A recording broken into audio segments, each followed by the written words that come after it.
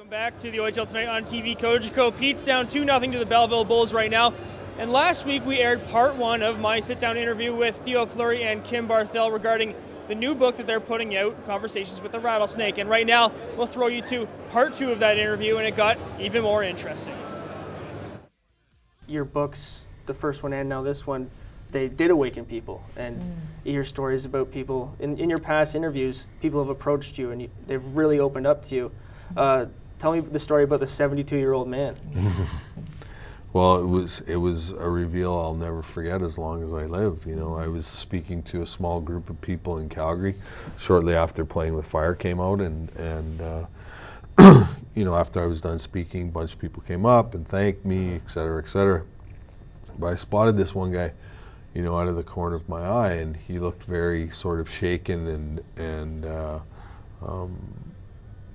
you know, upset.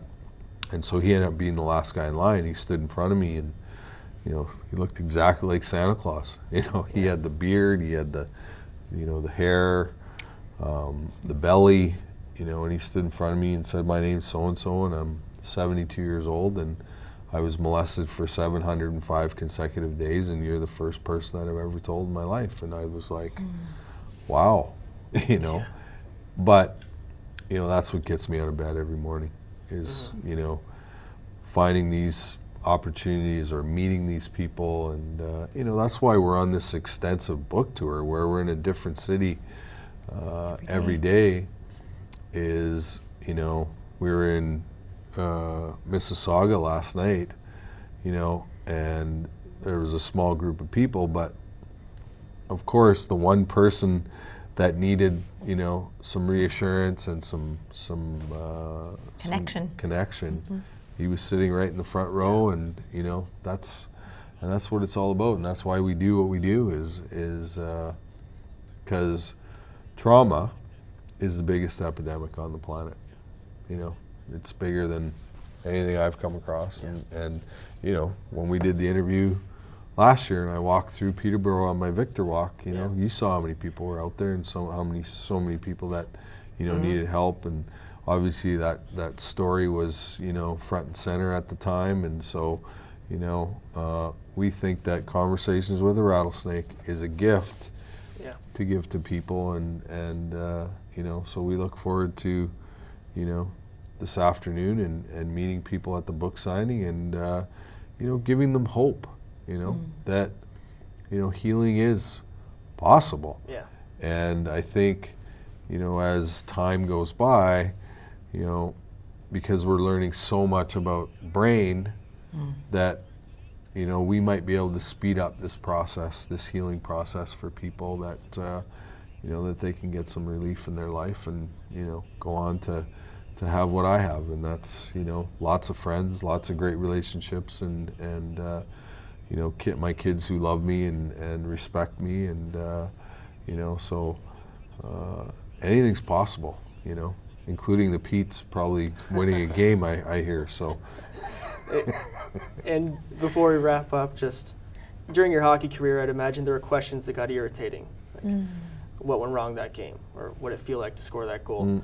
And now you're on a consistent tour where you're being interviewed 67 times so far on this tour, you told me.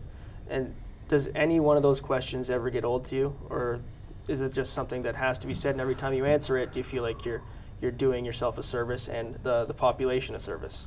Absolutely. You know, I think the more that I've talked about this subject, the more well, I think at the beginning, you know, I thought that, you know, I could really change this landscape, but you know, that's changed a lot, you know.